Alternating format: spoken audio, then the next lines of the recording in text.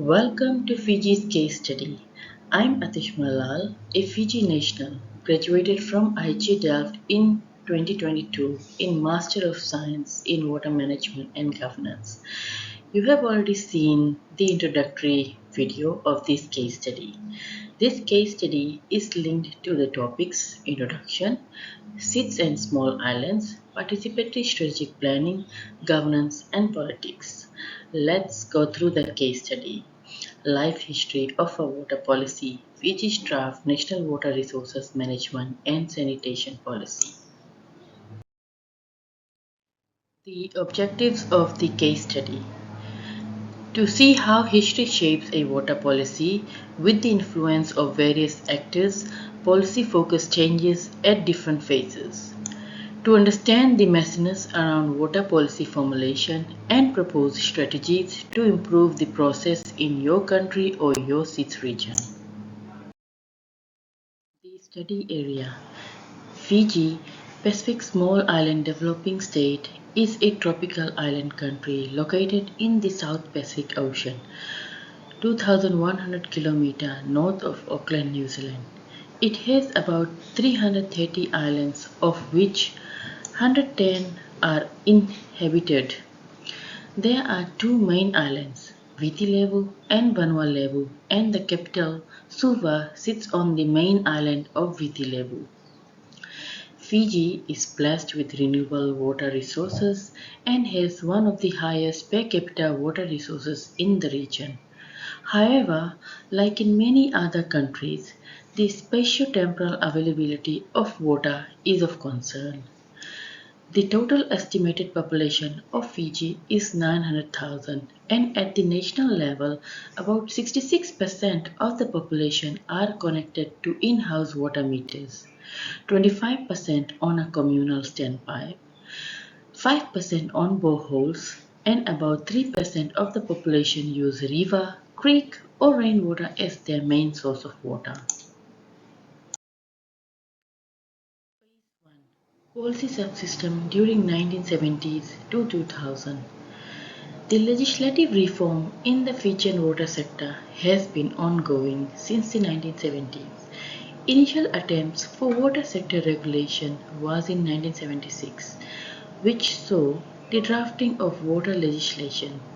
This was further reviewed in 1987 by S.T. Clark.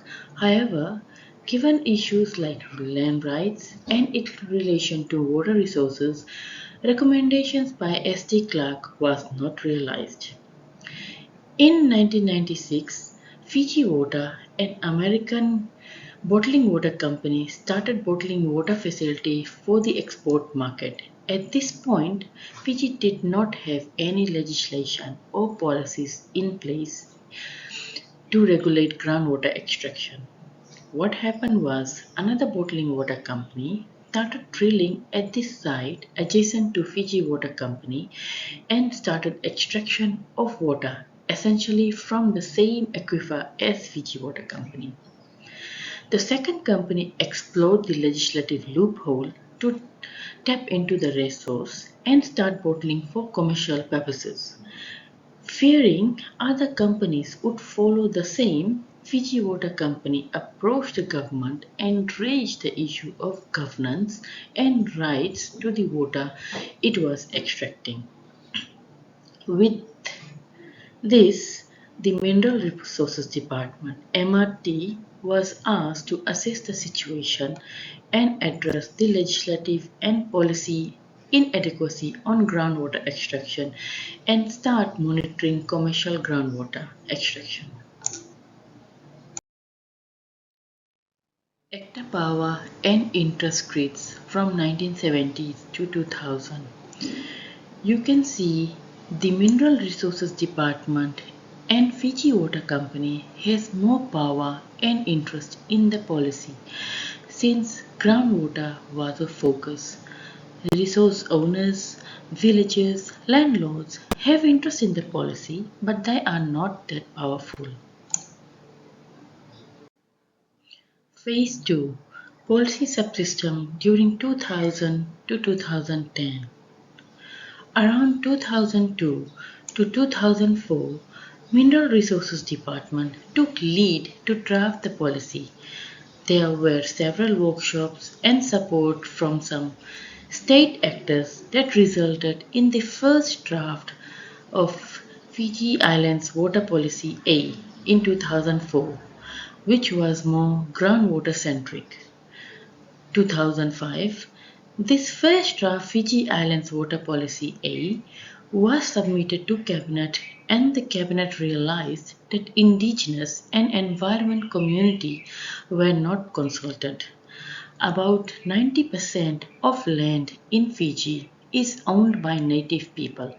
State only owns about 5% of land. Therefore, the Cabinet approved state for further consultation, which led to the second iteration of the policy titled Draft Interim National Water Policy B. After Cabinet approval for further consultation in 2005, the draft National Interim National Water Policy B was presented to new actors such as the Water Authority of Fiji, a newly established in 2007 statutory body with responsibility for water services in Fiji. The Water Authority of Fiji noted that water services were completely missing from the draft Interim National Water Policy B and called it for its inclusion. ACTA power and interest from 2000 to 2010. 2000 to 2010, the Imaging Acta, the Water Authority of Fiji, had interest in the policy because their focus is water supply. Phase 3, Policy Subsystem during 2010 to 2020. Around this period, many policy documents emerged. Fiji's 2013 Constitution, National Development Plan, National Adaptation Plan, Climate Change Conference of Parties COP21 ratification. The Ministry of Economy has emerged as one of the actors who has been very powerful and influential in setting policy agenda and determining the outcome. Focal point for majority of donors such as the ADB, Green Climate Fund, World Bank and other multinational development agencies. The Ministry of Economy is a gateway to major donors and development partners. ADB has been financing large water infrastructure projects at Water Authority of Fiji Water Services, which was called Rewa River Water Supply Scheme, and with Ministry of Waterways Flood Management Project through Ministry of Economy. ADB's interest in National Water Resources Management and Sanitation Policy was through its loan covenant requirement, which states a need for water sector policy encompassing catchment planning for Rewa River Water Supply Scheme. Ministry of Waterways.